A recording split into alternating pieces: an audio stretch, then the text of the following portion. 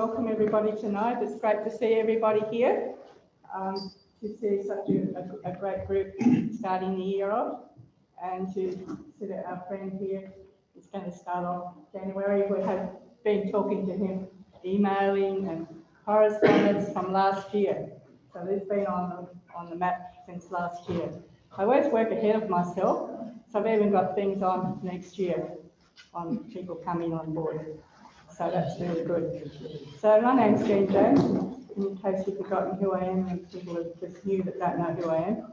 So I've been in the Jung Society working with Jeff for quite a number of years, still here, and still going strong.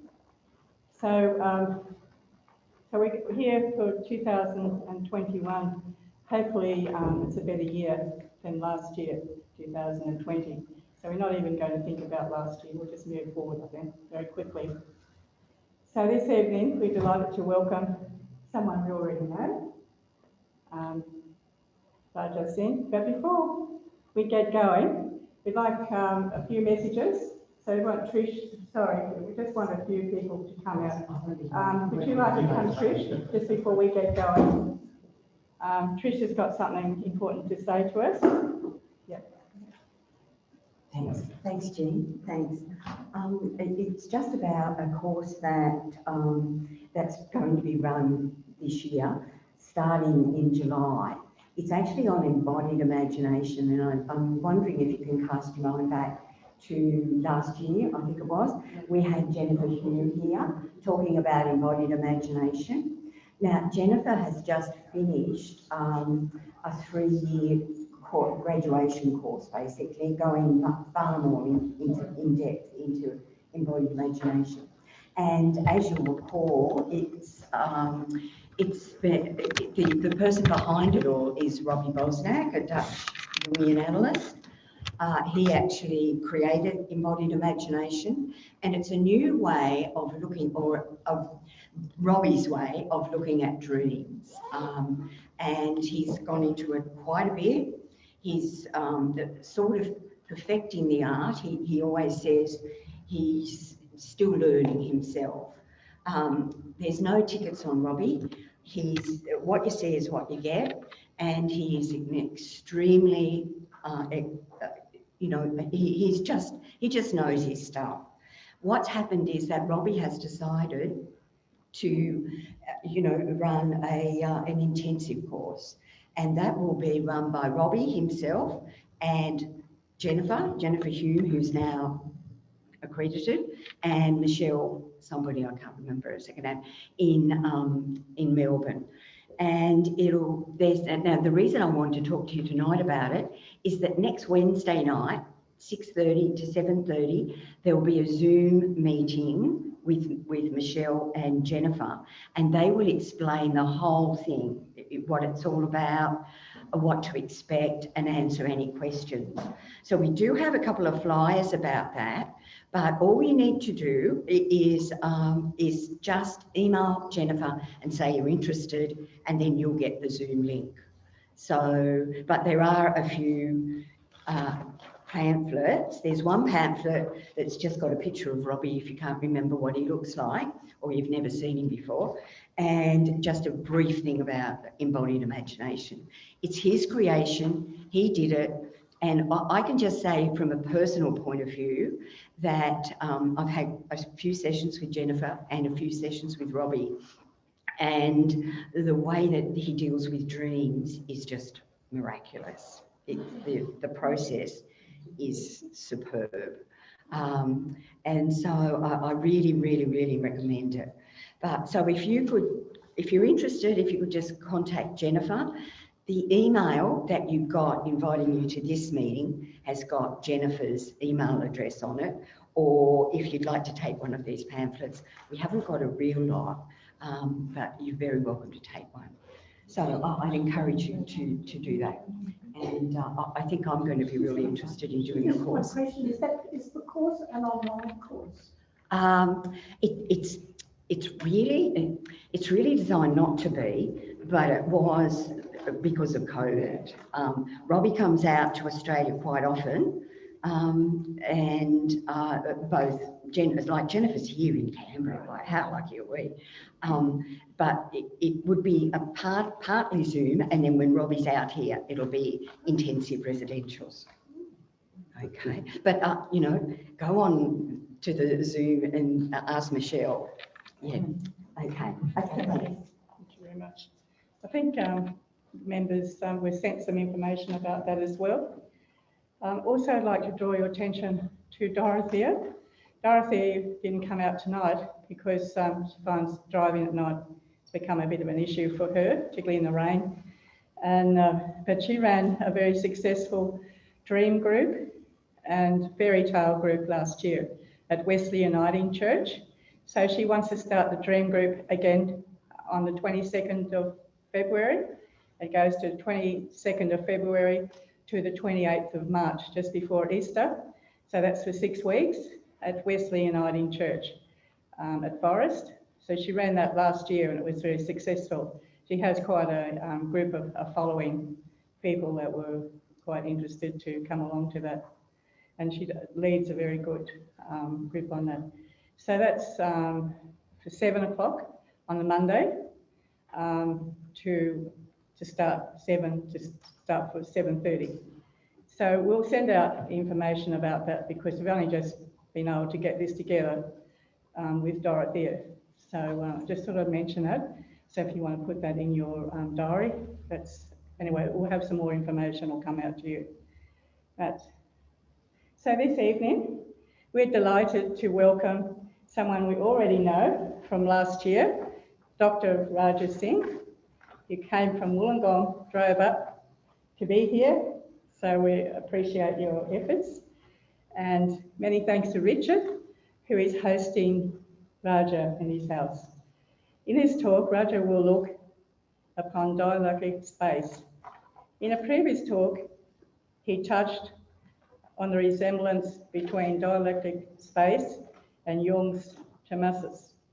Now, Raji invites us to explore this sacred, complex, therapeutic space in more detail and its potential to the emergence of healing. So we're looking at healing in depth.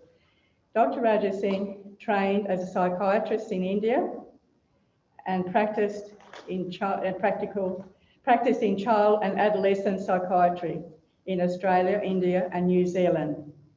He has strong interest in dialogic practice in therapeutic work and has completed 3 years of training in open dialogue.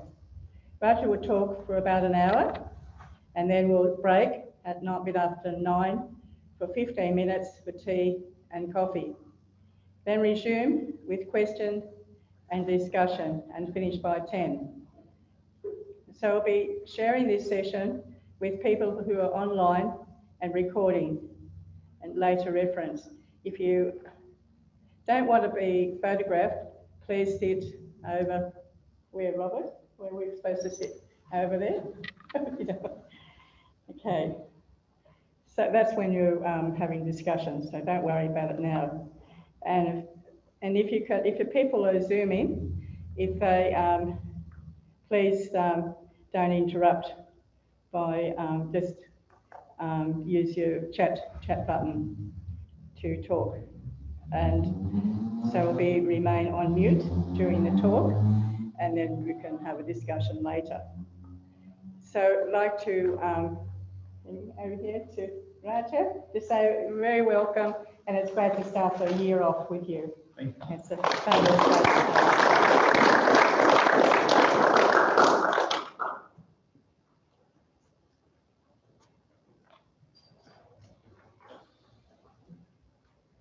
If I can see that it might be easier for me to be here. Or maybe if I have my presentation on Wegerif, so I can have a look at it. Just put the laptop up there, yeah? Yeah. Oh, yeah. Yeah. Also, before we start, you can put your phone, mobile phones off too. So that's another thing. Oh, yes. There's so many chords, Raj, if you'd like this plugged-in version in front of you. Is that what you're saying? I can have my presentation. Oh, you can do it.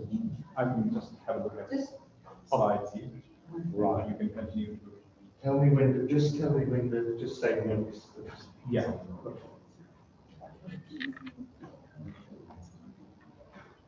I'll pull the plug.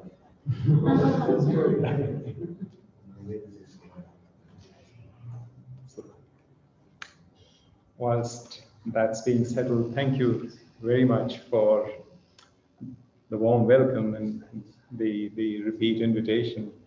Really grateful. As Jane, you were saying, what a year 2020 has been. And here's hoping and wishing that this year brings some better cheer. Last year, we had gone to India and we got stuck in March, April, May during the lockdown. But my very positive association was with Canberra was reinforced when the flight that we got back from India actually landed in Canberra, and that was the first repatriation flight into Canberra. And so if we had to have quarantine, it was one of the best experiences. It was a lovely hotel here, and it's just very well looked after, and I have heard really horror stories from other people. So we were really glad that we actually landed here. There you go. Yeah. So dialogic space is something that has been of real interest to me as part of the open dialogue course that I have completed. But it is something that as the more I think about it, the more I realize that it is something that we need to understand better, we need to perhaps pay more attention to, and that's what I've been hoping to do. As part of this talk, to perhaps run some of my ideas with yourselves and to see what you think of what I'm sort of saying here.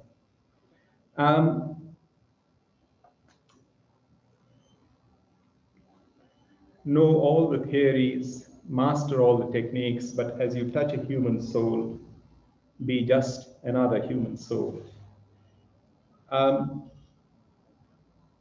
As we, all of us, as we sort of go through our lives, I don't think there'll be anyone who would be able to say, well, I haven't had any problems of any kind. We all go through, we all have different kinds of difficulties. And we seek solutions, and sometimes those solutions are obtained through conversations with family members, through associations with friends, through substances, through religion for some, spirituality for others. What I'm trying to say is that we are all constantly, not constantly, but on a fairly regular basis, we go through our lives and we resolve mostly, or happen to resolve mostly, most of our problems. Someone's estimated that maybe about 90 to 95% of human problems are resolved without needing to visit a therapist or psychiatrist.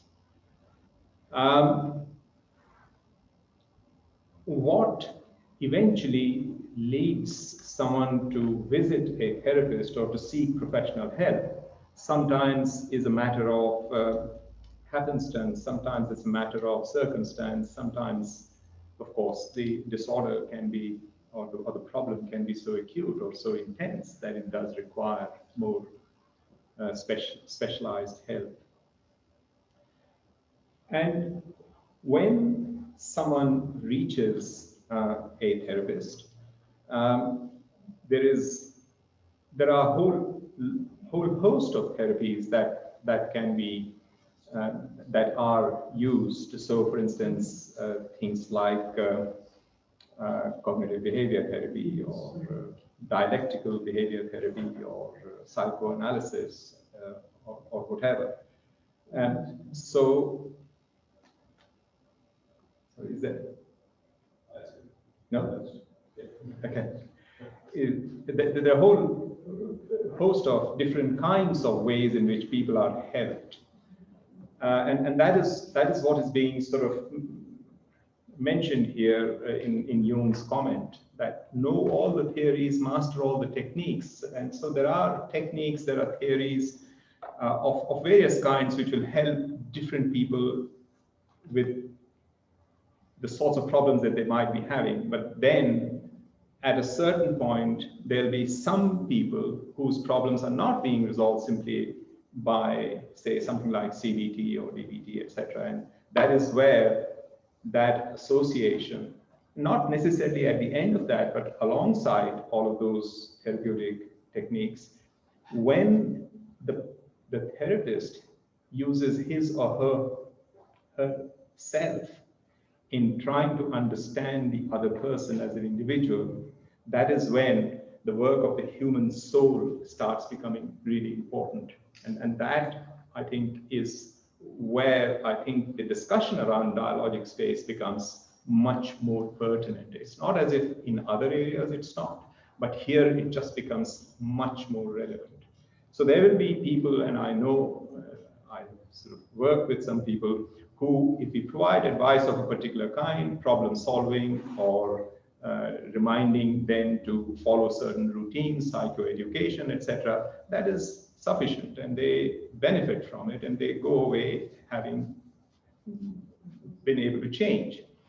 But then there'll be other people who will not benefit simply from that kind of an input, and they require more intensive work. And that is where, as I was saying, the issue of a more intensive kind of work, which Jung sort of makes reference to as the work of the human soul, of the self of the therapist working with the self of the individual. So it is in that sort of sense that I am thinking about sacred, not thinking about sacred in any necessarily religious kind of way, but something that is regarded as too valuable to be interfered with and which is sacrosanct in a sense. So that is the way that I'm thinking of this sacred dialogic space, not necessarily or not at all really in terms of any religious sort of background here.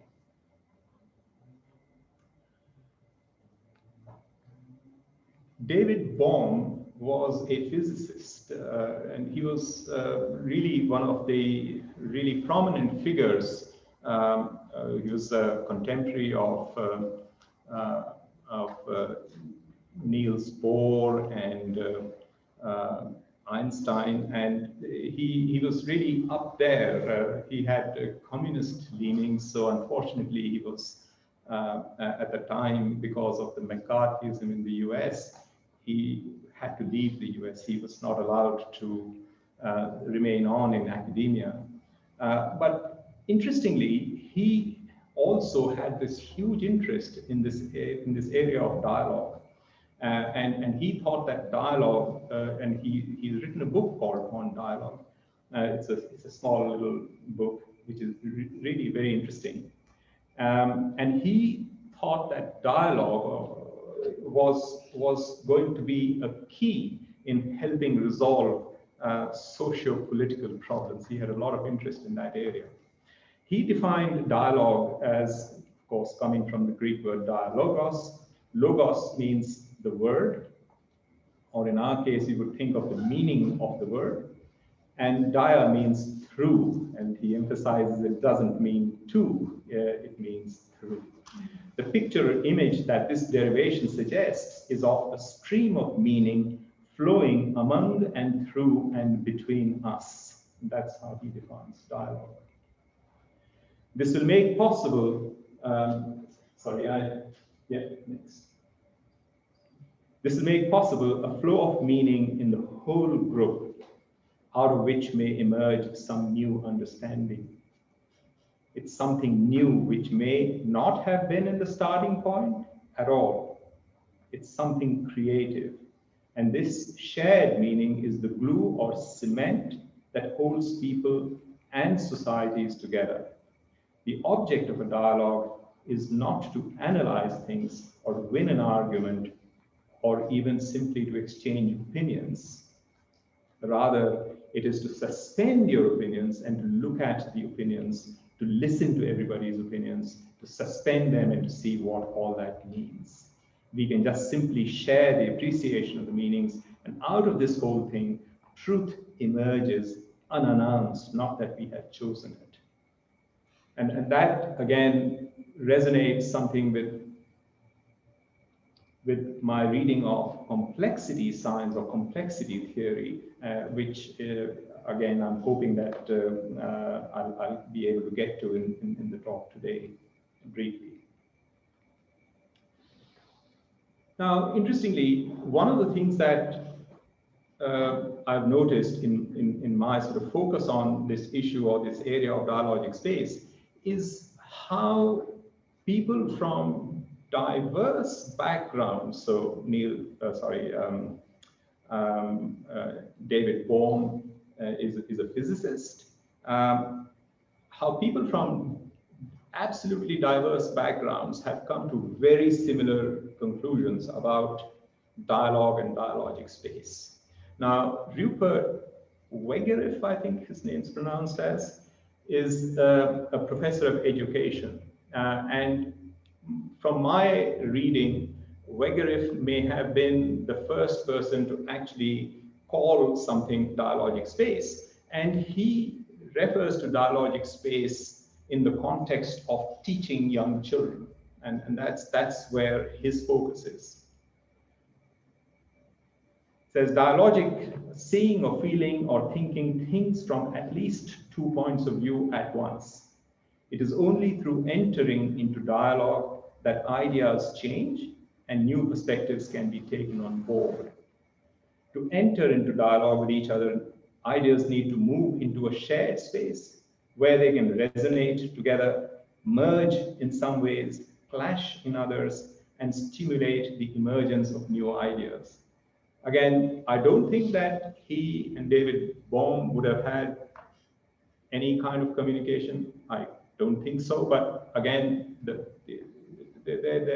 sort of statements or their thinking is so similar. This shared space of mutual resonance is dialogic space. And without it, there is no real dialogue. Bakhtin was a Russian philosopher, and he, and I think a lot of the work that Wegerif has done, a lot of the work that anyone in the dialogic field has done, will refer back to Mikhail Bakhtin.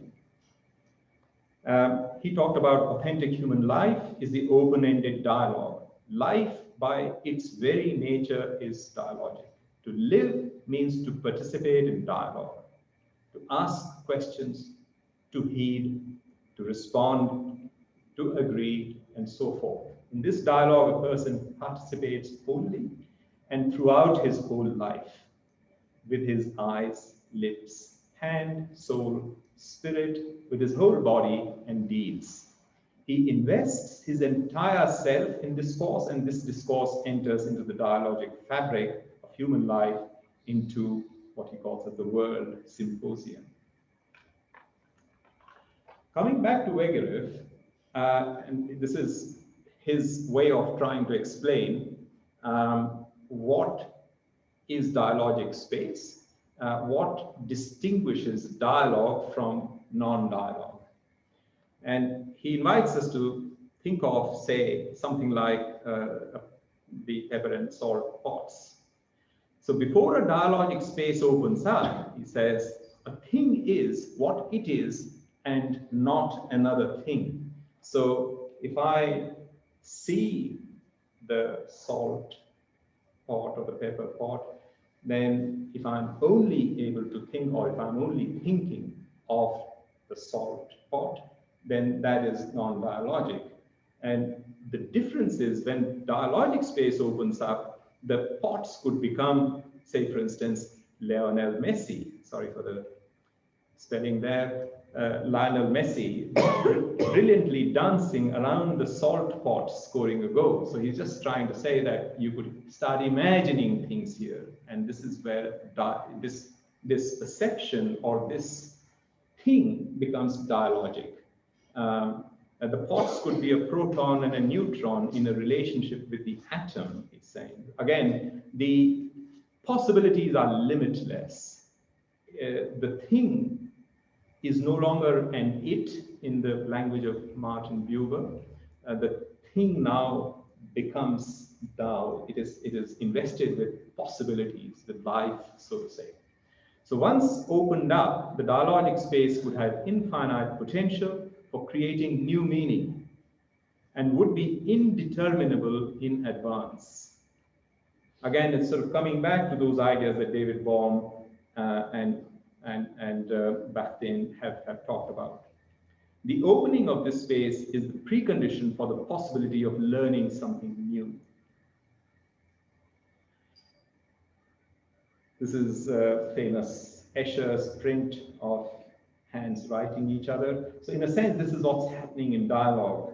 They're feeding into each other, one person or few people, they're feeding into each other and helping things grow.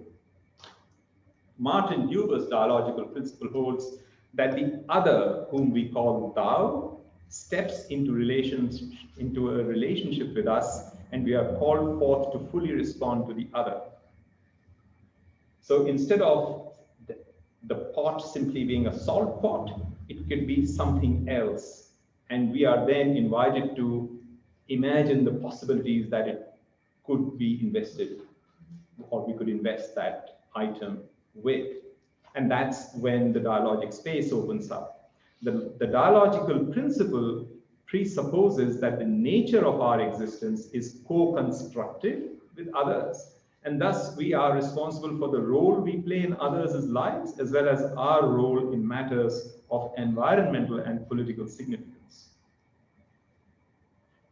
So he characterizes I-thou relations as dialogical and I-it relations as monological, which is again similar to Wegerif's sort of description. Wegerif obviously references Martin Buber in the work that he has done. Buber explained that monologue is not just a turning away from the other, but also a turning back on oneself. Remember the two hands drawing each other? So when we ignore the possibility in the other and we just think of the other as an object and it, then not only are we limiting their potential, but we are also limiting our potential because we're not getting any feedback that allows us to grow. And that's his point. So in a therapeutic situation, we are limiting our therapeutic potential when we are non-dialogic, when we are investing the other with itness as opposed to thou-ness. So to perceive the other as an it is to take them as a classified and hence predictable and manipulable object that exists only as part of one's own experiences. In contrast, in an I-thou relation, both participants exist as polarities of relation whose center lies in the between. And that is, again, referencing back to the dialogic space, the in-betweenness.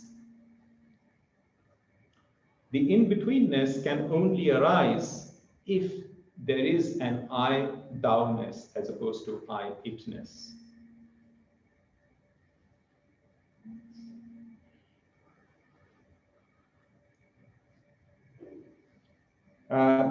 Mary Olson, who is a psychiatrist and who's a dialogic practitioner, said that to be in a transformative dialogue with people requires presence and attention to the living moment without a preconceived hypothesis or specific agenda. Again, it's part of what dialogue is, that we have to come to the space as therapists. again, not only as therapists, but as you have seen, as citizens of the world, like David Bohm, or like educationists, and we'll see some other examples. When we enter into a dialogic space, we have to be present wholly. So remember with your mind, with your soul, with your eyes, with your hands, you have to be completely present, and attention to the living moment without a preconceived hypothesis or specific agenda. Jesus, sorry, I don't know how to switch it off. Sorry. That's okay. We don't hear it. You don't hear. No, Oh, I couldn't hear. It comes into my hearing aids. Yeah. It comes into my hearing aids and drives me mad. Sorry. And I don't know how to switch the contraption off. Sorry. Yeah, I couldn't hear it. Oh, it's so loud. Sorry. Oh, sorry. So, I'm not sure if we are able to play that. We just clicked on that.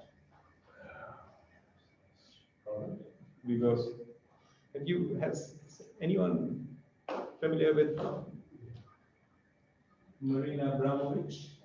No? Yeah. Yes? Yes, a few people are. If the sound doesn't play well, I think actually wouldn't require much sound. We have sound? Out here anyway. Is it coming out of the speakers? Yeah.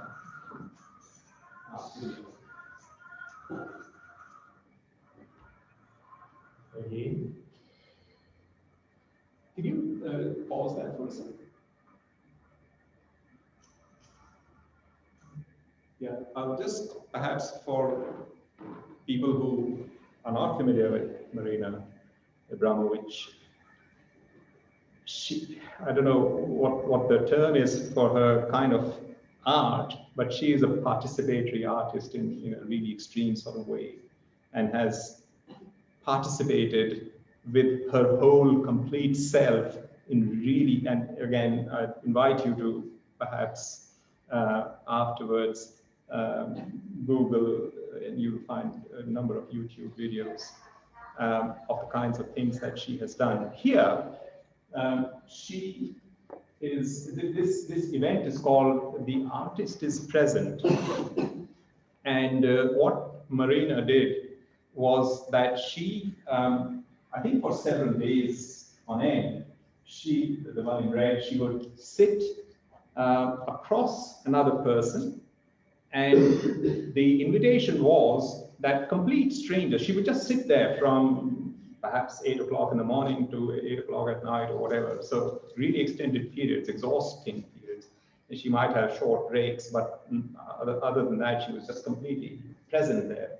So the artist is present, and she would sit there and invite anyone from the public to sort of come in, sit down in front of her, and just look into her eyes, and she would look back into their eyes. That's all she did.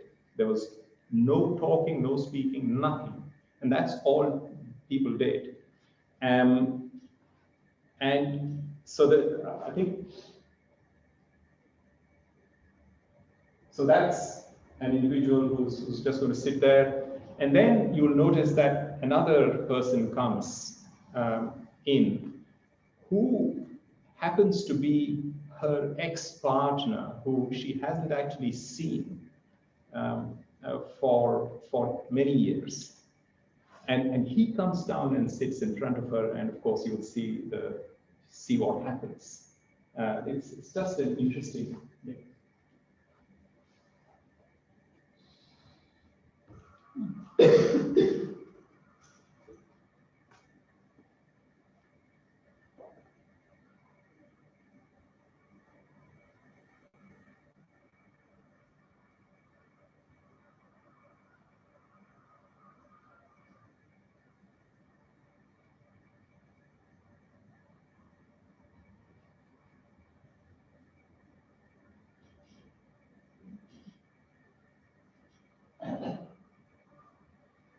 These are different people, obviously.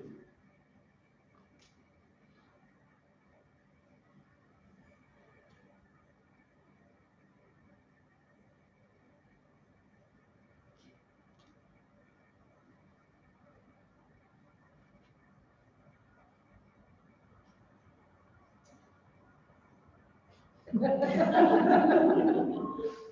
the hell's going on?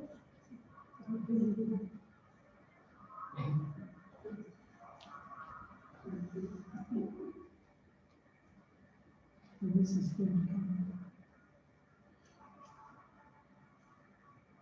this is the X part. How long would they sit there, do you know, in the session? I'll talk about that later. Yeah.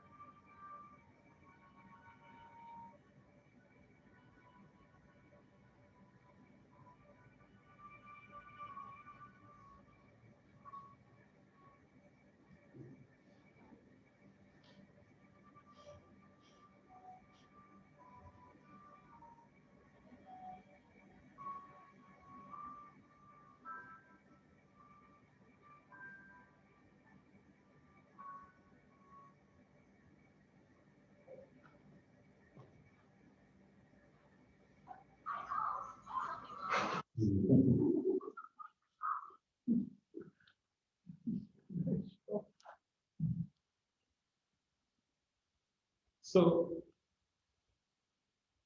this is, I mean, obviously this has overtly nothing to do with dialogic space. But when I first watched this clip, for me, this was just really a great example of what space between people can be like, and how intense things can become without even needing to say something. And the artist is present, I thought, was a really nice, really apt title or description of whatever for her show. She was really, really present. And in many ways, for me, it resonated strongly with this, with at least my understanding of what a dialogic space could be like. And there is no speech, obviously. So this is Marina saying, nobody could imagine that anybody would take time to sit and just engage in mutual gaze with me. In fact, the chair was always occupied and there were continuous lines of people waiting to sit in it. It was a complete surprise, she says, this enormous need of humans to actually have contact. It's one visitor described sitting with Marina Abramovic as a transforming experience. It's luminous, it's uplifting, it has many layers, but it always comes back to being present, breathing, maintaining eye contact. It's an amazing journey to be able to experience and participate in the piece. He was so taken with it, in fact, that he returned to sit with the artist 21 times. And there are people who did repeat visits.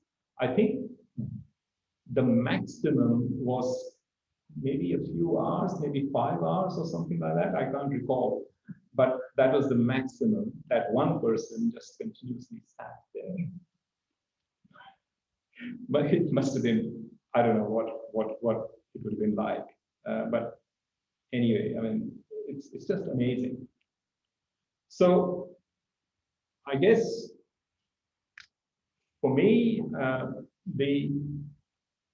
the power of the dialogic space, and again, as I was saying, people are coming into this area of dialogic space from different directions, and artists, as I said, physicists, teachers, psychotherapists, philosophers. Bakhtin had talked about what he called as the chronotope, which is time space. The real dialogue only occurs in shared space. Here, participating voices enter into a relationship of inter-illumination, each learning more about themselves. So again, that process of a circular learning and growth as a result of that. There is often this model, whether in teaching or in therapy, that there is a person who's imparting knowledge and there is a person who's receiving knowledge or receiving therapy. And I think what dialogic space is, or dialogic practice emphasizes, is that yes, that may happen and it may be useful to a certain extent, but for many, it has to go beyond that. It has to go to the space where souls will touch each other, as Jung said, and where the actual intense presence of the individual is really going to be important. Donald Winnicott was a pediatrician and a child psychotherapist. And he said, the psyche is not inside us, but between us. He talked about transitional space, a space that we both create and that creates us. It has a dynamic, insubstantial quality, but then it is also a place of becoming. It is the holding environment. Winnicott's holding environment, of course, well known in psychotherapy. This is from Japan. Japanese philosopher Kitaro Nishida proposed the concept of ba, roughly translating to place, as a shared space for emerging relationships, providing a platform for advancing individual and or collective knowledge, and could be thought of as a recognition of the self in all. Again, very much in resonance with the sorts of ideas that people have come in. These are different cultures, again, completely from different perspectives. And this is the sort of the triangulation that I'm really fascinated by, that people are coming to this dialogic idea of dialogic space from so many different directions. And this is for me then telling me there must be some real truth in this, something of real importance. Now, I hadn't really realized the close association that that Quaker or the Friends movement has with Jungians. I hadn't actually realized that until the last time that I was here, and I was introduced by one of the participants here, and she actually asked me, "Are you familiar with Quakerism?" I said, "No, I have no idea. I've heard of Quakers, but I have no idea." Then more I read about Quakers, the more I realized, and of course Parker Palmer's work in this area is really well known. And he talks about the circle of trust, and he talks about how the center is where all the ideas and all the conversation is to be directed, and coming from a space of silence. Dialogic space is also reminiscent of the likely mythical Irish Fifth Province, which a number of authors have talked about, a hill where leaders from the 4 provinces of Ireland would come to settle disputes, where conflictual viewpoints could be expressed and held together, where the ordinary becomes extraordinary, and where new harmonious solutions might emerge. So coming to more recent sort of conceptualizations, Arnkil, who is a Finnish practitioner of open dialogue, has described dialogic spaces and dialogic practices. And he says dialogic practices, be they encounters in everyday life or in professional contexts, take place as concrete events in the world. They take up time, they involve several people, and call for both an open-minded mentality and a responsive as opposed to a unilateral discourse. These 5 dimensions, the physical, temporal, social, mental, and discursive, together make for a dialogic space. Dialogical spaces come and go at ease in everyday life, but in professional contexts, they take more effort to generate and especially preserve. So just those 5 characteristics. I'll quickly run through the sort of the 5, as you can see, which would be the more dialogic of the 2 configurations. I don't think we need to dwell on that. William Isaacs, in his dialogue and the art of thinking together, is a conversation with a center, not sides. And again, this physical space and importance of physical space in trying to establish a dialogic space. It should be non-hierarchical. It should be where people are able to locate a center. It is a way of taking the energy of our differences and channeling it towards something that has never been created before. Of course, these are spaces in time, within session and over multiple sessions. These are social spaces in that they are inclusive, invitational, integrating social network resources. They are discursive in that there is a non-finiteness, that all utterances need to be responded to, and that there is no finalization. So we respond to something. When we respond to something, something else happens. That happens, you respond to something. And there is nothing by way of a final thing that is reached. Of course, people will reach somewhere and they will go away with a sense of some sort of change, maybe. But again, it is not seen as the aim of the dialogic process. The dialogic process is simply the exchange of that relationship, the ongoing relationship where there is responding with the complete self to the other.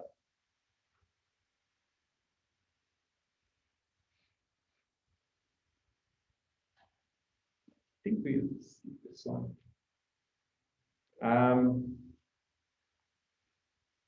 Again, I don't think that we need to dwell on that. I'll just focus on silence in the next one. Silence as dialogic space, and we sort of witnessed a bit of that in the Marina Abramovic video. Just like to read something from, again, this has some Jungian resonance, which I think you'll find interesting. So this is, and this is not here on the slides, no. So I'll just read this, just also conscious that we got about 12, 13 more minutes. So this is an excerpt from the book called Bearing Witness, Stories of Strength, Refuge, and Belonging by Rachel Remen. And I'm going to read what she's written. My colleague, Lewis, a psychologist, told the story in the 1980s. When she lived and practiced in New York City, she had decided to attend a 2-day professional workshop based on 20 or so short films of one of Carl Jung's last pupils, the great Jungian dream analyst, Marie-Louise von Franz. Between the showing of these films, a distinguished panel consisting of the heads of 2 major Jungian training centers and Carl Jung's own grandson responded to written questions from the audience sent up to the stage on cards. So that was the setting. One of these cards told the story of a horrific reoccurring dream in which the dreamer was stripped of all human dignity and worth through the Nazi atrocities. A member of the panel read the dream out aloud. As she listened, My colleague began to formulate a dream interpretation in her head, an anticipation of panel's response. So remember, the panel were meant to be responding to what was being sent in those descriptions. It was really a no-brainer, she thought, as her mind busily offered her symbolic explanations for the torture and atrocities described in the dream. But this was not how the panel responded at all. When the reading of the dream was complete, Jung's grandson looked out over the large audience. "Would you all please rise?" he asked. "We will stand together in a moment of silence in response to this dream." The audience stood for a minute in silence. My colleague, impatiently waiting for the discussion she was certain would follow. But when they sat again, the panel went on to the next question. My colleague simply did not understand this at all, and a few days later she asked one of her teachers. "Ah, Louis," he said, "there is in life a suffering so unspeakable, a vulnerability so extreme, goes beyond words, beyond explanation, beyond healing. In the face of such suffering, all we can do is to bear witness. So no one needs to suffer alone." And that was, and then she writes how the person who had sent the card actually felt a sense of upliftment as a result of that experience.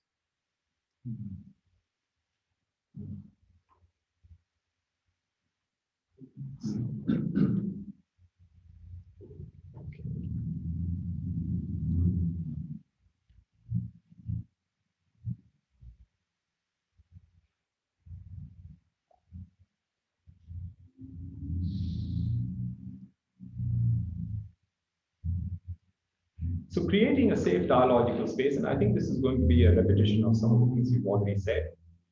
Respecting one's uniqueness, being heard, being seen, being present. Creating, responding to every utterance. Listening to our own embodied responses and voices activated by our client stories, and being attuned to the process of therapy versus the content of what is being spoken about. The most precious gift we can offer others is our presence. This is the Buddhist meditation expert, Thich Nhat Hanh. Presence is a way of being open, receptive, and ever emerging in our states of being as we connect with others and with our inner world. Dan Siegel, psychiatrist, I think. So quickly, I'll go on to safety as one of the core features. So we've discussed how dialogic spaces have these characteristics, that they are physical spaces, spaces in time, discursive, etc. One of the things that Arnkil actually didn't talk about, which again a number of other people talk about, is this issue of establishing safety. Safety in a dialogic space emerges from the interplay of psychological and neurophysiological processes. And don't know if people have come across Stephen Porges' work. He's talked about neuroception as part of his polyvagal theory, which refers to the subconscious neurophysiological system. And again, there's a lot of really good work that has demonstrated the background to this, that there is a subconscious neurophysiological system that detects and evaluates safety or threat risks in others or in the environment. And when the clients feel understood and there is a sense of therapeutic alignment, the brain responds by activation of what he refers to as the social engagement system, which is mediated via the myelinated ventral vagus nerve, which also refers to as the smart vagus. I think there is a lot in there that we may, again, if I think if people want to sort of further clarification on any of those ideas, happy to perhaps expand on that later. But I guess the essence really is that there are actually demonstrable neurophysiological mechanisms that people are now able to demonstrate in lab settings, which talk about the sense of safety that can be established through a psychotherapeutic presence process. The social engagement system also slows the sympathetic fight-flight system, allowing individuals to experience some anxiety without needing to disengage socially. So imagine the patient or the client who has a highly activated fight-flight system because of trauma, because of anxiety in the background. And when they start talking about their negative experiences, that fight-flight system becomes activated. Then that is what is countered by the emergence of the social engagement system through therapeutic presence. And that in of itself becomes therapeutic, that sense of safety. So Claudia Gold is a pediatrician, and she has made this comment that smart vagus is active when we are open to receiving a hug, to look into a person's eyes, to listen and connect. Stephen Porges' Polyvagal theory helps to explain why non-judgmental listening in a safe and containing space can be healing for parent and child alike. And again, this is I hope I'm not getting too tiring for you to listen, how from so many different perspectives, people are coming to the same sort of or similar conclusions. The polyvagal theory offers a neurobiological explanation of 4 autonomic mechanisms that support how presence in relationships promotes safety.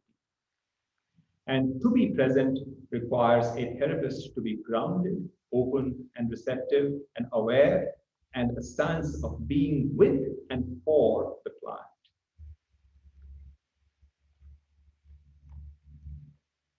I do want to touch on something very quickly. So if we go to slide 43, safety in the treatment. So, yeah.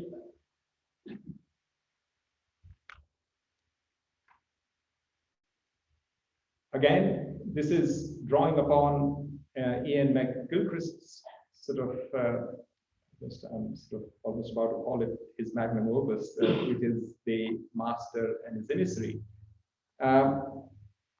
Drawing upon Ian McGilchrist's work, the right and left hemispheres literally offer different perspectives concerning what matters, and as a result, shape the way we interact with each other, the kinds of institutions we create, and the values we hold.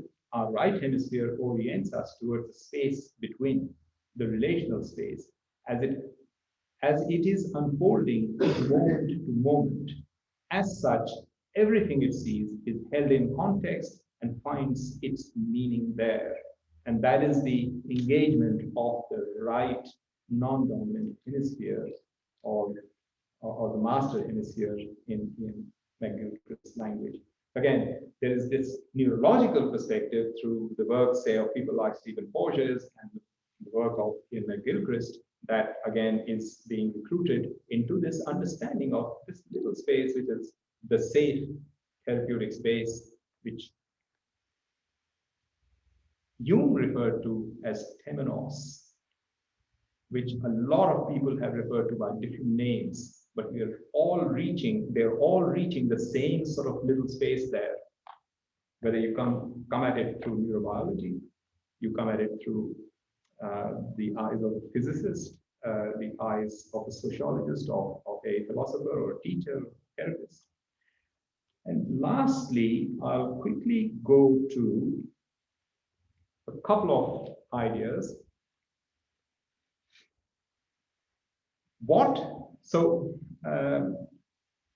Tom Anderson, who's a family therapist, talked about stuck systems in family therapy. And his comment was that in family therapy, when people are stuck, there is a dearth of new ideas. Because there is a dearth of new ideas, the system is not able to move. And so his theory or his assertion is that we need new ideas. How do we get new ideas to emerge? And that is perhaps another function of the dialogic space, is what my hypothesis is, that through dialogue, we are inviting this sense of safety, this neuroception, polyphony, different voices coming through, but also what is happening, and I think in my earlier slides, you would have got a flavor of that, that there is a pooling in of resources of ideas, and they are interacting with each other in a non-directed sort of a way. And what I'm sort of saying is that this is what is causing the chaos, the complexity. And you remember how people like David Bohm and others have said that in that interaction, something that is unpredictable, but something will emerge from that, and that will be the new idea or new ideas. And that is where some movement can happen. But we cannot engineer that. We cannot make it happen. The only thing we can do is to create that space. And perhaps that is what I wanted to emphasize, that the emergence and the creativity that we are talking about in this dialogic space is a function of all of these things, and perhaps many other things.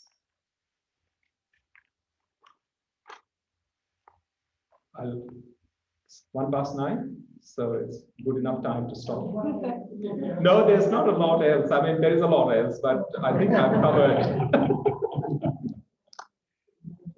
Yeah.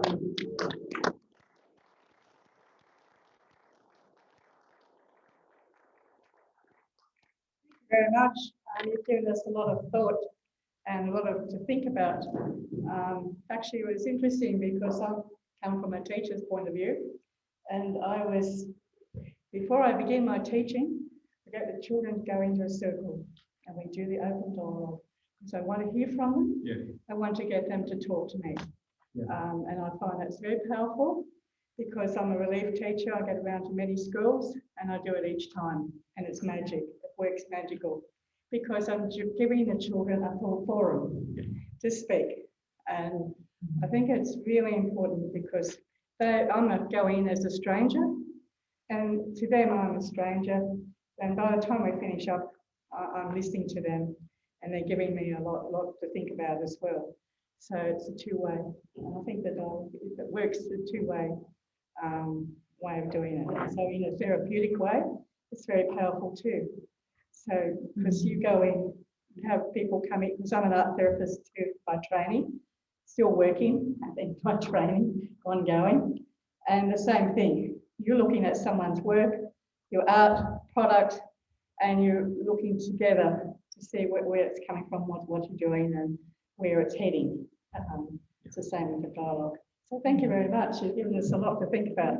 And you come over and have something to eat now and talk to other people in a relaxed way with another dialogue. Way. Thank you. And we look forward to hearing you coming back. At about 3:15, yeah, come back. Thank you.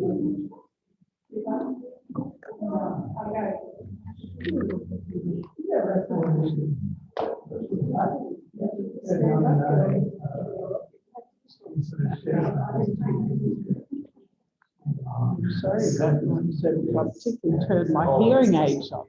And then the mobile went off and you can't do anything about it. But none of us could hear it. Isn't it amazing? Because You're to me, the only person who could hear well, that's what specialist told me. You're the only one who can hear, but it doesn't feel that way, you know? You're sure that everybody else can hear it.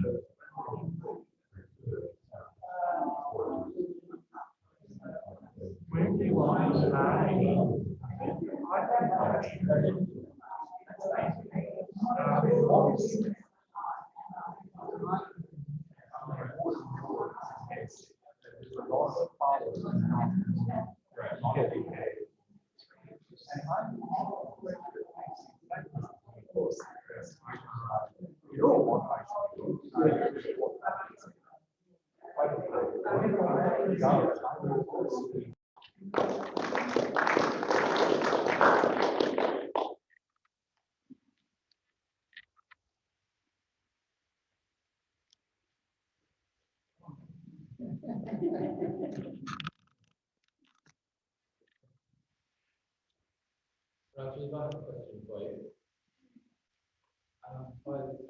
First, I just wanted to thank you for the talk. I think that this theme of dialogue and especially with that definition that you gave us of through words rather than between two. I'd always thought that a dialogue was an interaction between two people, but as you're saying, have a dialogue where everyone is coming together to form a shared understanding. And it's just such an important question in our world today where there's so much of our political processes don't really have dialogue, where there's polarization. And it's so often that trauma blocks people off from dialogue and people shut down and they won't listen to other perspectives that they could learn from.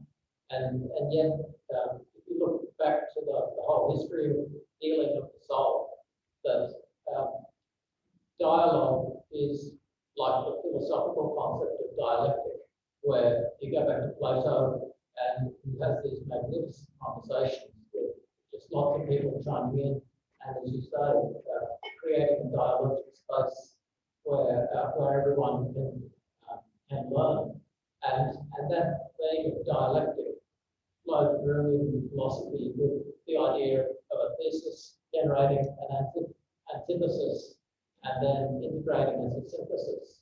And so that theme of integration of different points of view in a conversation form synthesis comes out of this sort of dialogic space that you're describing. So thank you very much.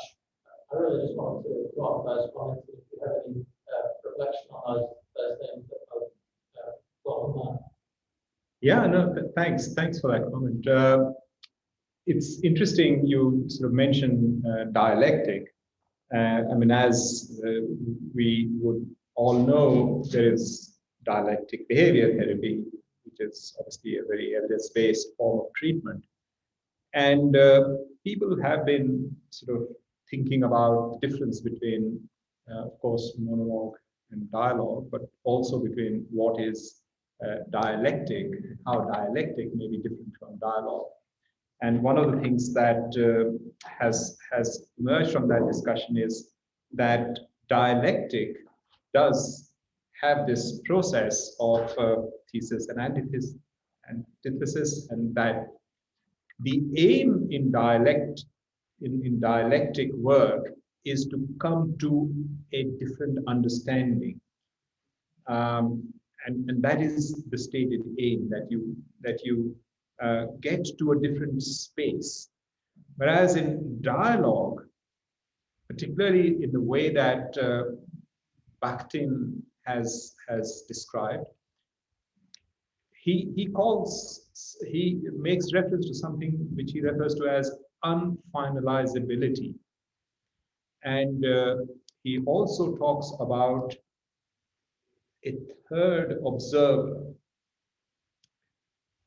What this means is unfinalizability in dialogic process is that by its very nature, there is no intention to reach a point. And by its very nature, dialogue will remain unfinalizable. And that within the journey, at some point within the dialogue, individuals may go away feeling, this will do for me for now. But that is not the aim. The aim is simply to engage in conversation. Whereas in dialectic work, the aim is to reach a goal, to marry the opposites somehow, to bring them together and then to reach. And again, as I said before, there's really good evidence for everything. So there is good evidence for cognitive behavior, there is good evidence for advice giving, there is good evidence for psychoeducation, etc., etc. But for some people, none of that is where none of that works. That is where dialogism has to come in. That is where the contact between people at the soul level, so to say, as Jung said, has to occur. That is where the healing will happen for those people. It's not as if dialogism is being, or at least in my mind, I'm not thinking of dialogic way of working in this sort of way for everyone. There will be a number of people who will respond really well to dialectic work. But dialogism is slightly different, and I just wanted to emphasize that difference between dialectic and dialogue, dialectic and dialogue. And the third presence that Wegerif and Bakhtin have also talked about is the idea that within a dialogue there is me and the other could be n number of people. It could be one, it could be many others. But there is always, whether it's one or more, there is always a third presence, and it could be anything. We could call that entity God, we could call it anything. But there is a third presence that is always there, also participating. So we are not only, so when I'm addressing someone, I'm not only addressing that someone, there is also someone else that I will always imagine being there. That is the third entity. I don't know if that's making sense.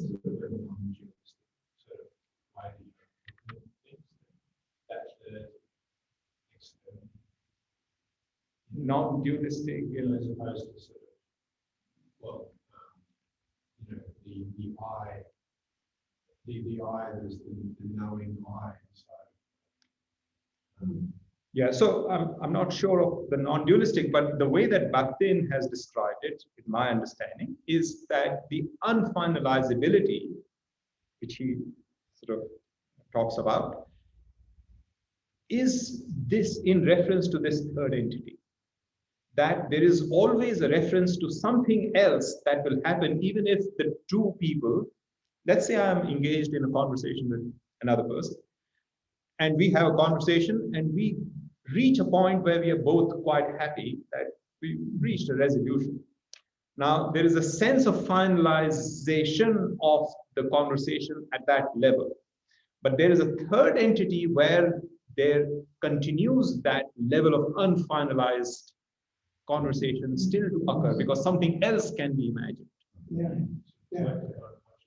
Yeah, so it could be that's right. It could be that collective unconscious, it could be the spiritual, it could be the God, it could be the cosmic consciousness, whatever we call it.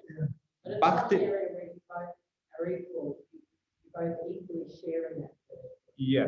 So there is an entity that is undefined, but this again, this is not my talk. This is Bakhtin. There's an entity that is undefined, which is sitting there, which we knowingly or unknowingly are still addressing Yeah. in a So dialogue. I've come across that, Hmm. and I'm very grateful to you for, I didn't know about dialogic space, but I can see that you can see this, including the third entity that you mentioned. Well, I used to collect folk mails, and when you have a really talented folk storyteller, you find usually it's at night, and people are usually in a kind of circle, not a half circle, where you can slow down. And what you find, people aren't, you're not finding something new there. They usually know the story or one branch of it. But you find that as that storyteller, he's not or she isn't someone presenting himself or herself as someone more than them, but rather it has to be part of them. And you find as it goes on, if that person is good, then the audience, what I call them, or the people who are very diverse, they will interact, and you'll feel an electric movement between the listeners and the speaker. And I think, to me anyway, that's that third space. And I've also had that experience in the university with a particular lecturer who had that gift, where you feel in a way transported, and you feel the group has become a single entity. I didn't realize that. So thank you.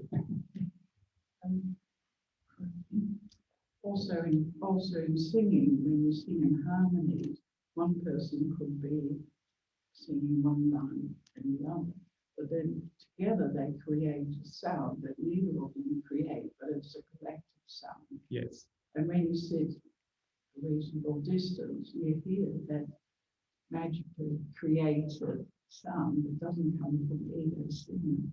And it's very beautiful to hear.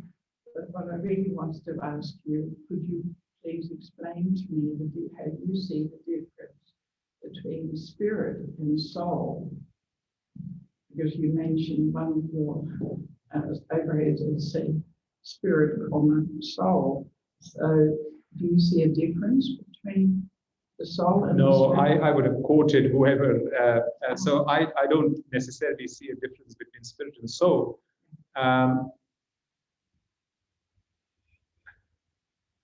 I wouldn't even, to be honest, just me, I wouldn't even know what spirit or soul would be.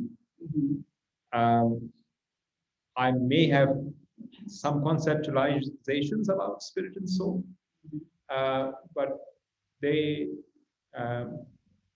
no, again, in my, again, very personalized view about spirit and soul is that it is, for me, the non-verbal experiential part of us.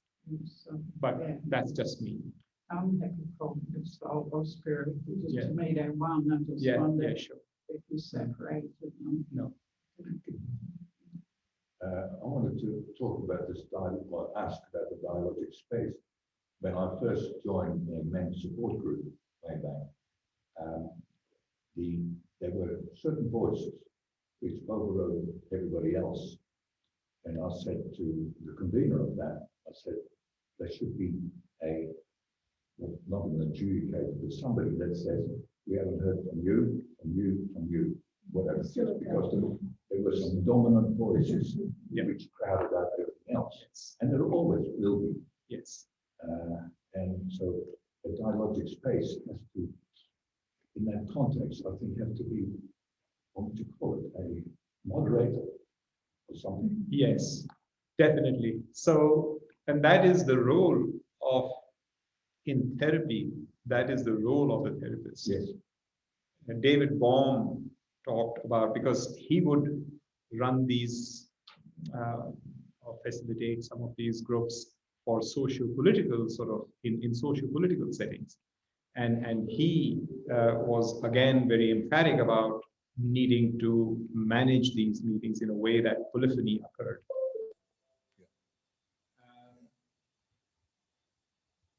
I think there's no doubt about the fact that yes, it is possible, absolutely, that there can be a taking over by some dominant voices. Sure. And certainly. And so when I am working with families, it's a very explicit part of my agenda to be able to notice the relatively silent voices. Yeah, yes, I think you. And to invite them. Yeah. Yes.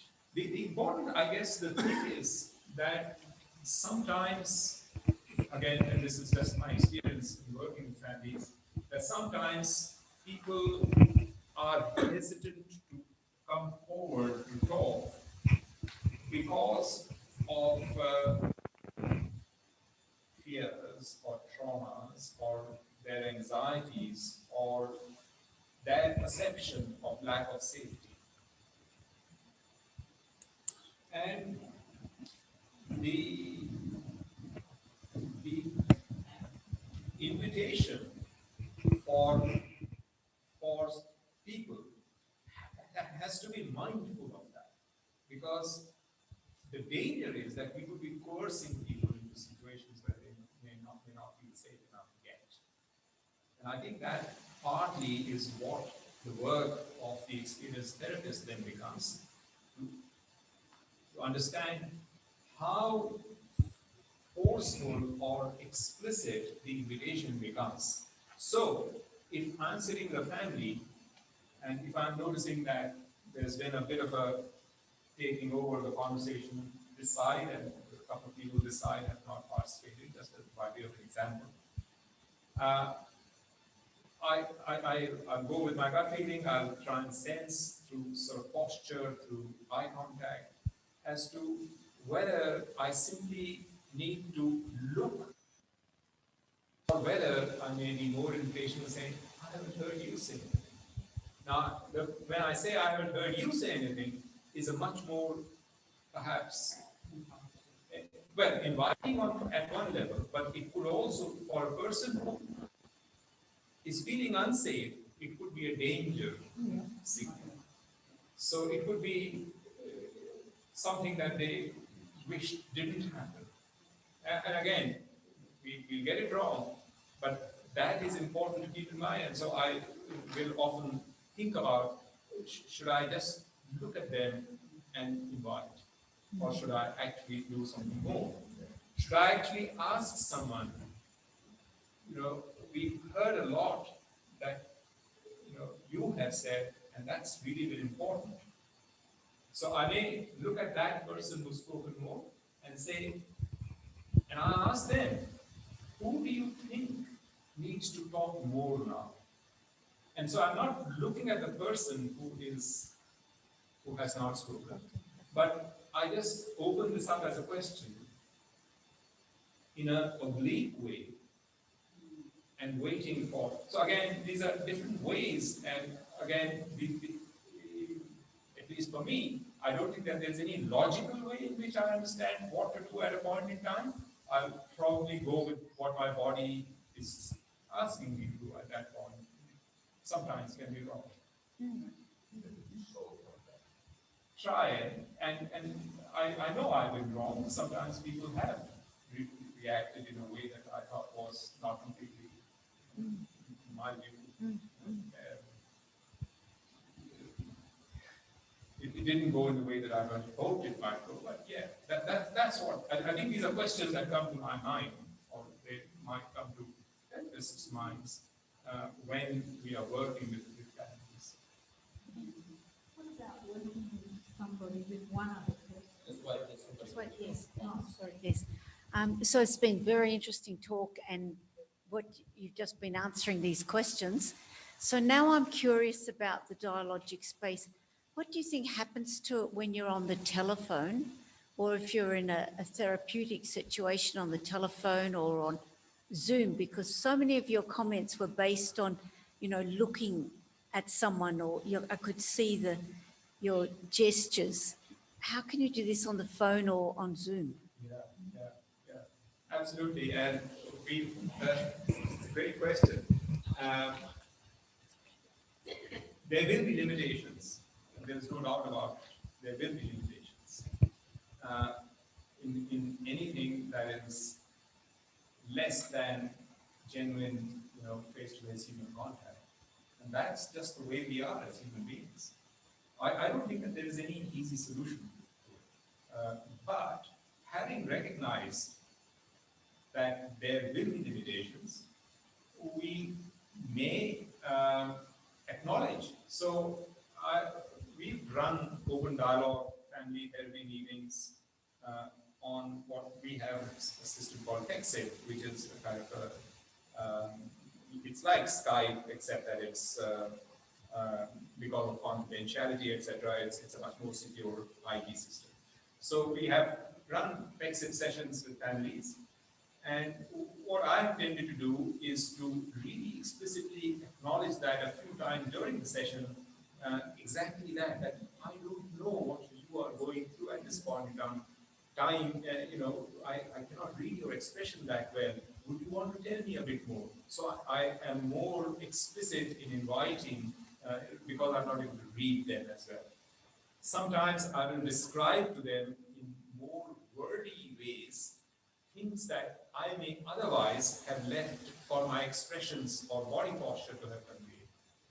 So I tend to obviously rely more on words rather than, as you say, yes, because all of those gestures and those nuances of just being in the presence of people, you know, it's two-dimensional. There's nothing else there. So do you think that might explain some of the difficulties children had with homeschooling or with Zoom that was forced on them? So they got to the point of saying, you know, I hate this, I hate Zoom. So yeah, it could be definitely one contributing factor, but I think the fact that children, so take a step back.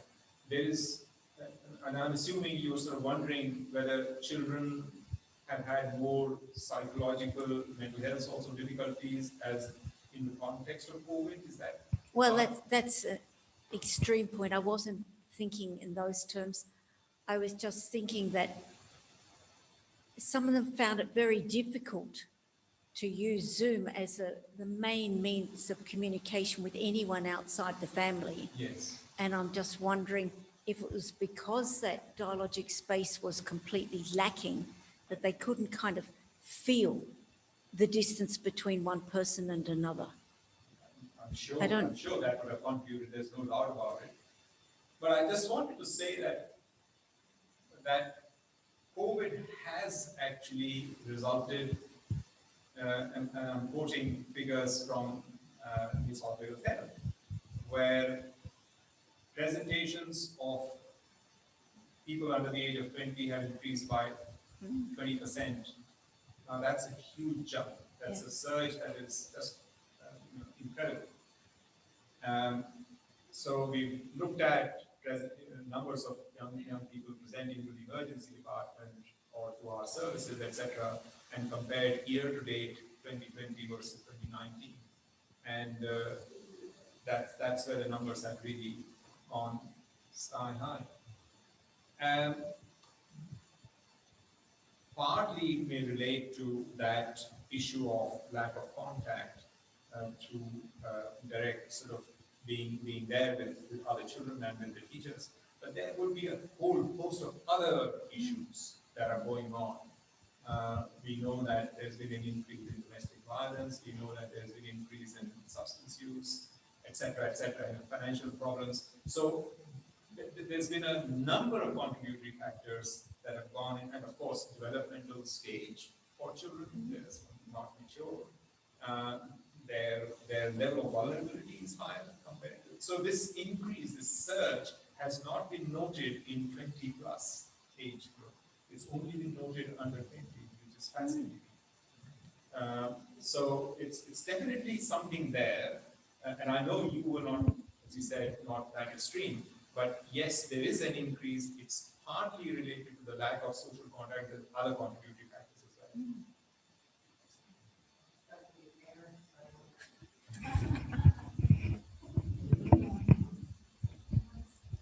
Ask a question that relates back to, I don't want the microphone. Oh, yeah. We were talking before about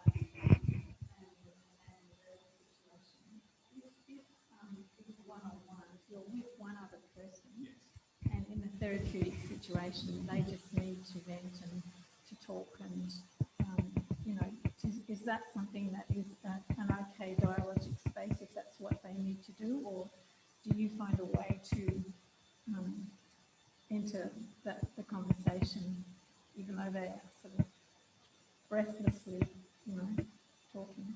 Yeah. So one of the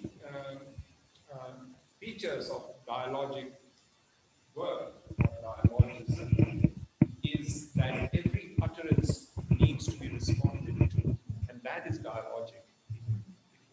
If any utterance, and I think it might have been, again, Bakhtin or Buber, I can't recall who said that the worst thing that can happen to a human being in a conversation is for their utterances to not be responded to in some way. So that's the worst thing that can happen. So dialogic work happens when every utterance is responded to. So this person, as you're describing, has a lot to say, and they are saying, they are talking about, and they are perhaps experiencing some of the difficult sort of emotions that go along with whatever they're talking about, etc. And the responsiveness from the therapist can be anything. It could be a range. It could be like Marina, Abramovic, where you're just sitting, and there have been occasions where I have had a tear or two during family sessions. There have been occasions where I have burst out laughing, and that's been just the only response. There have been occasions, of course, much more often, would be when one would actually respond through words, or it could be through gestures, or through facial expression, or just leaning forward. And that could be the response to the utterance. And that's it. If there's a whole hour when the other person talks, that's okay, as long as you're responding with body language in some way. Again, it will all depend upon, I mean, you sort of, I would be wondering if there is something else, what is going on. So I'd be thinking, again, with my perhaps psychiatry hat on, is there something by way of major mental disorder here that we're missing? Or it might be. Sorry. Oh, dear. Sorry. But just remind, it's just funny because, you know, I really sorry. It's a funny response. So I'd be thinking of a whole range of possibilities, and whether it's all right or not would depend upon what I'm thinking at that point. And so sometimes I'd be thinking that this is the first of maybe a few sessions before this person can breathe. Yeah, and that's possible. But at the same time, I'm thinking, what else could be happening here? I can't remember near the end when you talked about the neurological stuff and that theory and how we feel, neurologically feel whether we're in a safe space or not. And there's something in psychology, I can't remember what it is, but there's something that it's not the words we speak about, 80 or 90% of it is these other social cues we're giving that are implicitly picked up, you know, and that seems to be what that's going on, that kind of sense of safety that the brain is picking up on, or, whether we feel safe or not. It's a function of the brain that we're not consciously controlling, and it's picking up on social cues, or it's picking up on, to find out whether an environment is safe.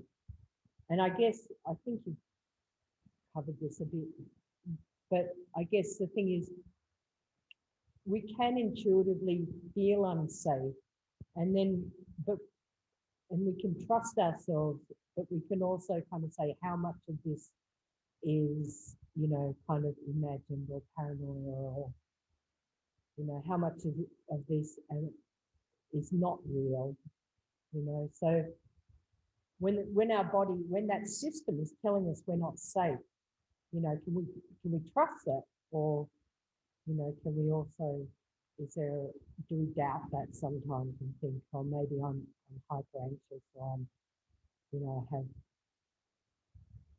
is that making sense, my question? I wasn't sure whether you're thinking from the perspective of the therapist. No, I'm thinking from the perspective of anyone. So I'm thinking from the client's perspective, but anyone who feels himself in an unsafe environment, for some reason they're picking up on that. They may not know why, but it's like, I'm unsafe. And it seems with what you're saying that we can trust that mechanism that's telling us that we're unsafe. But there seems to be that we can also doubt it. If we have heightened anxiety or heightened paranoia or something, we may feel unsafe. I guess it's how reliable is that mechanism, and should we trust it, or are there times when we have to say, oh, I'm responding irrationally to a situation? Do you know what I mean?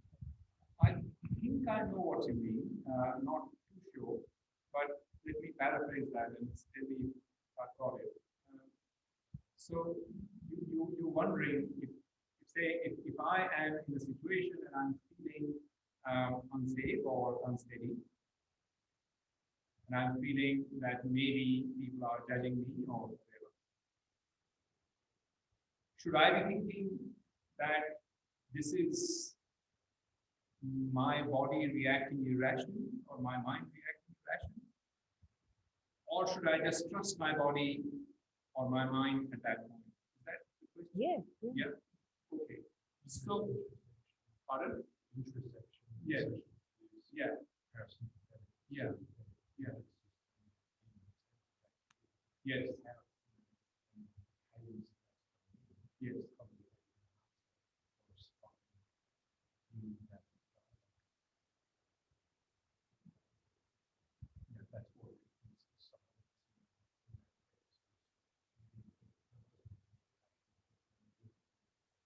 Yeah. So I'm thinking there are two things happening there. Perhaps one level is that there is something happening which that I'm perceiving at a point in time, and that is for real because that's what I'm perceiving. Then I'm providing a meaning to it, which is that this is irrational or rational or not rational. But that's a second order interpretation of what I'm experiencing. So when you are wondering, can I trust what I am? We have to trust in the sense that that's what I'm experiencing. There's no doubt about it. That's what I'm perceiving. Whether it is appropriate to that situation or not is separate. The fact is that I'm still experiencing that. So perhaps, and again, at least this is the way that I'm understanding, the issue of whether I should be thinking that this is rational or not rational is a second order inference superimposed on my experience. Does that make sense?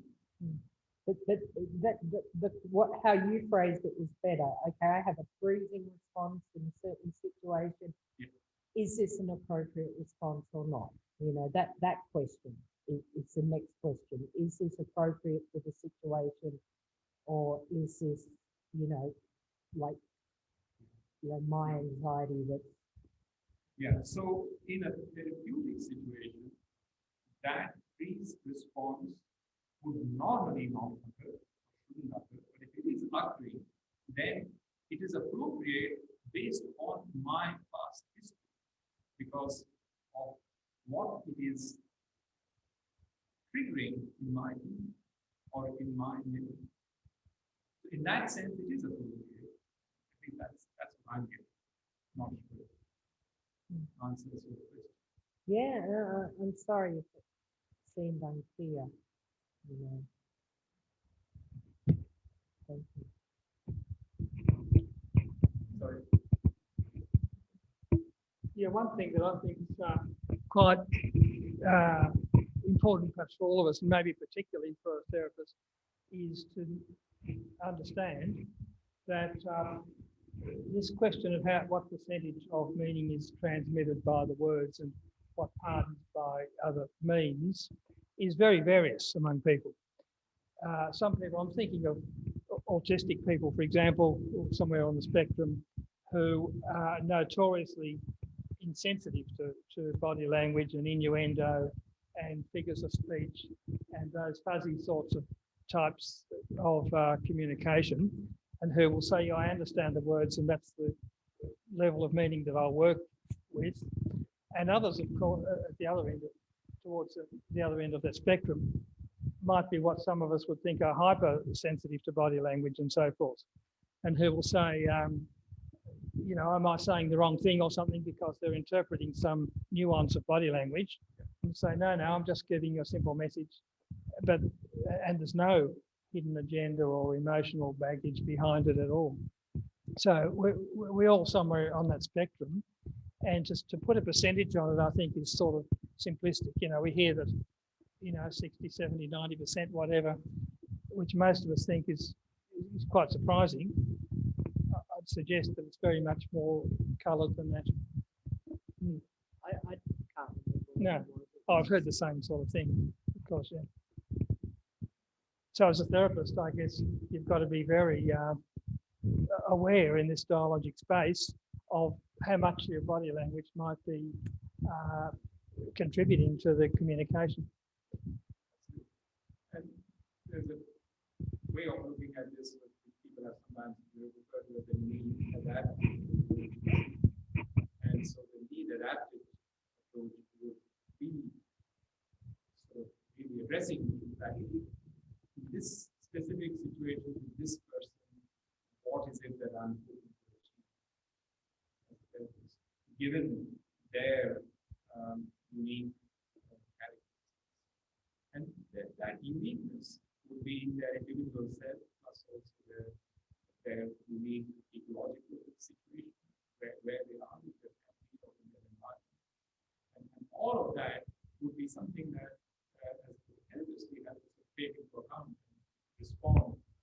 Which is why I said, initially said right away that for anyone, a range, any of the range of therapeutic maneuvers could be helpful. It doesn't have to be that sort of content. It could be a simple behavioral technique that is going to work for something. It could be a reinterpretation, it could be a reinterpretation for some others. It could be a range of things. And yes. The points you're making are correct as well.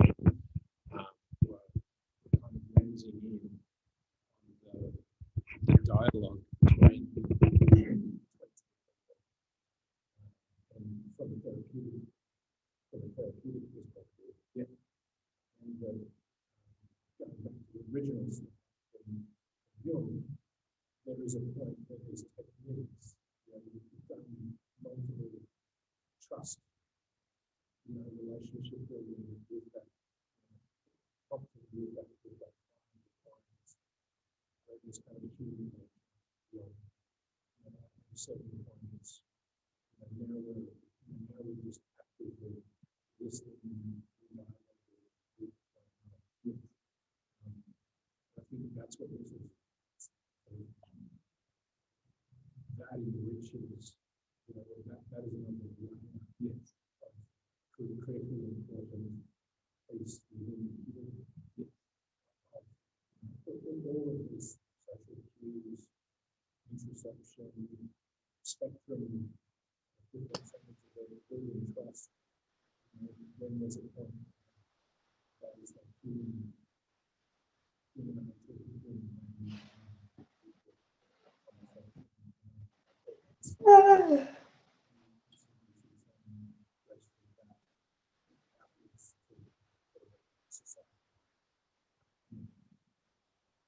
That dialogue continues on. Yes. In the collective unconscious. Right. Yeah. Yes. Yes. So at a certain level, I think you might be referring the last bit. You might be referring to, say, Bakhtin's comment about how this then becomes part of the overall system, which is the beingness in the world. And that is true. I mean, but again, that's not something necessarily as a therapist that I'm sort of particularly, immediately mindful of in the therapy situation. But you're right, a dialogic process will extend beyond the therapy session. Absolutely. Or dialogism extends beyond, because it is, I think Bakhtin was very keen, was emphasizing the fact that it is a basic part of being a human, being a person, and that is that we are born into dialogue. The infant, I don't know whether, have you ever watched there's a YouTube video which is called the still face experiment. Has anyone watched the still face experiment? So this is Colin Trevarthen, who's a neurodevelopmental, I think he's a psychologist. So Colin Trevarthen has this lovely video, which is the still face experiment, which there's a young infant with the mother. And the initial part of the clip shows the infant doing what infants do, babbling, etc., and the mother responding back as mums do. And there is the back and forth going on. And then, on the instruction of the researcher, the mother stops responding. She assumes the still face. And the infant is still doing what it'll do, and it continues to do that. And the mother is still face, not responding emotionally at all, just still face. And within a few minutes, or within a minute or two, the infant becomes dysregulated. Completely, and you can see that in, I invite you just to Google this the still face experiment. And this is what Bakhtin is referring to, that human beings are born into dialogue. There is this dialogue between the mother and the child that gets, this is what human beings are about. And without that, there is complete dysregulation that will ensue once dialogue stops. And what's when you say dysregulation, what's the behavior?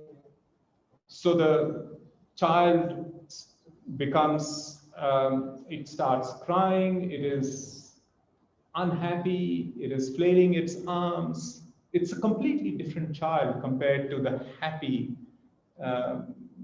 babbling young kid that was responding to the responsive mother. I wonder how much mobile phones have had an effect on this, whereby you've got mother and child and the third party in the conversation is a mobile phone, and the mother's strongly focused on that. You see that a lot, in cafes, mother and child, person and child, and the adults focus just on the phone. Yeah. Sorry, Robert, what was that? I was on my phone.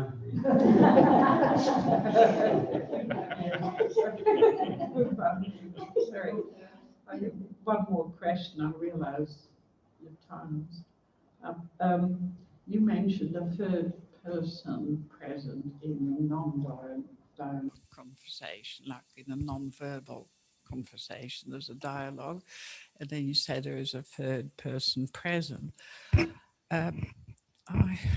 I don't, sorry, I don't understand that concept about, I call that melting pot. There is a consciousness that happens as we're singing. You develop a tune that neither person sing.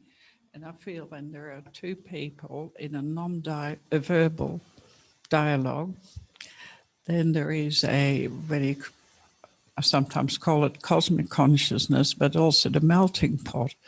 And in some situations, when I've been sitting opposite a person, I actually become the observer and see two parties almost as if I leave my body. And I see both parties and I understand both versions. I see myself, but from that observer. So you're observing yourself with the other person. With the other person. Yeah. So then I become that. So I don't quite know how any of that works, but it seems to me more like a cosmic consciousness than an identity. That's how I understand it. That's how I explain it for myself. Because I don't, but you obviously can relate to that. I do. And there is another term that sometimes is called spectatoring, which is used in psychological literature, which is when one is able to observe one's own self in interaction with others. And when one knows that the observing self is still me, observing me interacting with someone else. And that's spectatoring as a specific term. My sense is that the third presence, which people like Bakhtin have talked about, is a different kind, qualitatively a different entity, which is making reference to, again, it was his thing about unfinalizability, that there might be a completeness that may be perceived by the people within a dialogic situation, but that even then there is an unfinalizability which will reside somewhere only if people were willing to give it, because it is infinite. Yes. There is no finiteness to conversations, and that infiniteness relates to that third entity, which I don't think that it was defined, which in my understanding, and this is just me understanding, it is different from the concept of spectatoring that you sort of talk about. Yeah. Yeah, yes. I do realize that. Could it be like a field within which the dialogue is taking place, the third person, I mean? Yeah. Could that be like a field within which the two are dialoguing? And that field enables an emergent property. Yes, it's undefined. It's not being given any specific characteristics or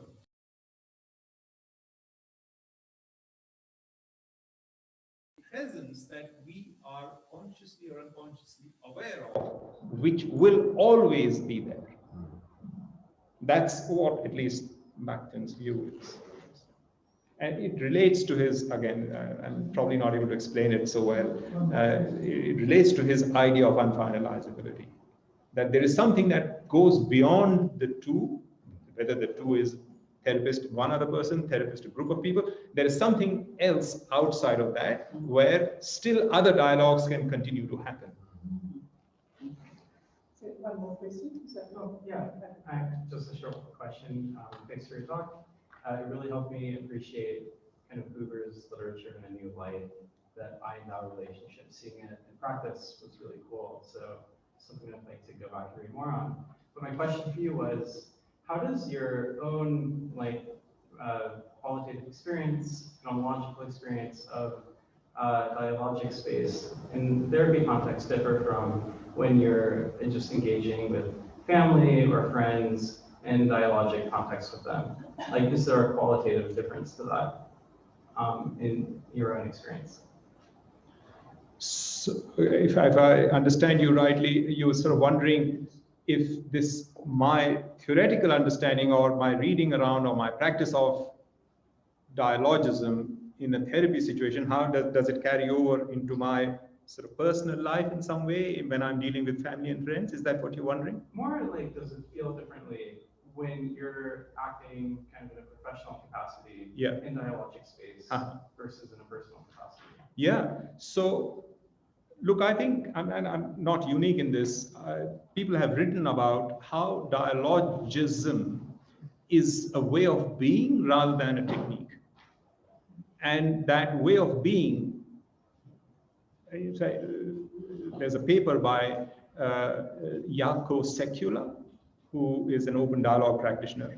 And he's talked about dialogic practice as a way of being. And I'm making reference to that as, you know, and I think that's what you're wondering about. And his idea is, and which I resonate with, is that once you start, at least when I've started practicing dialogic sort of ways of being, it does translate into my being with others. It does have an effect.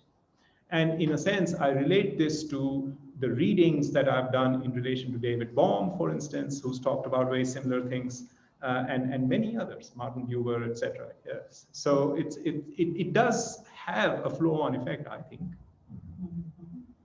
Not sure if really, is that what you were asking? Yeah, thank you very much. You've given us so much to think about. We've gone on beyond what we'd expect. Thank you very much. Just a small token of our appreciation for you. Thank you. We'd like to give you the big bonus. We don't have the monies to do that.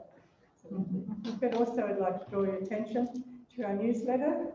So if it's $10 as part of the membership. If you pay up with our treasurer, then you can get this for free. This is part of our membership. Also, you can borrow books, part of the membership. So we'd like you to think about paying up for membership, because we're getting to the stage where we need money to run things, because this has become expensive, this hall now, and everything has to go up.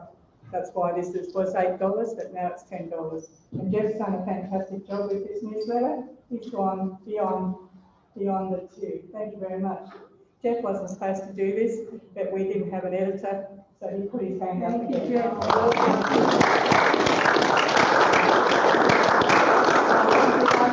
He's really gone on and beyond to get this produced for us today. So thank you for your hard work. Also, next month we actually have people in place for the whole year.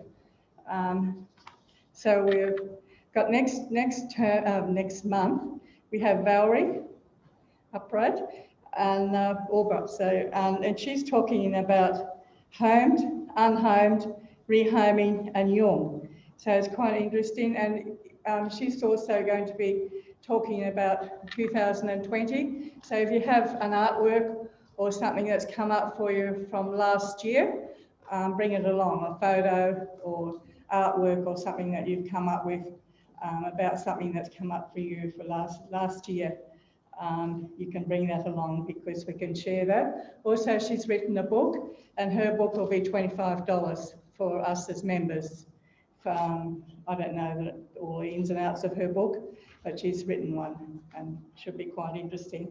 Thank you very much for coming and attending. If you'd like to see the treasure on your way out and to buy a book for $10, it's well worth it. Also, it has a program inside for 6 months to July.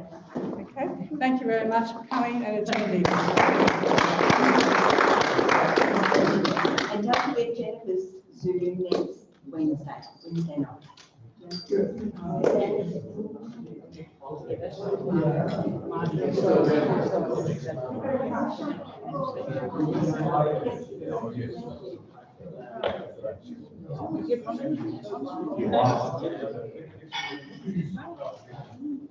You're going to make it like oh, yeah. Hi, welcome back.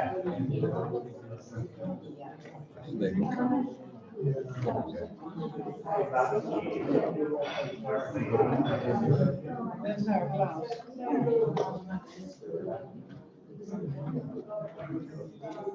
Wendy, did I just give you one? Yeah.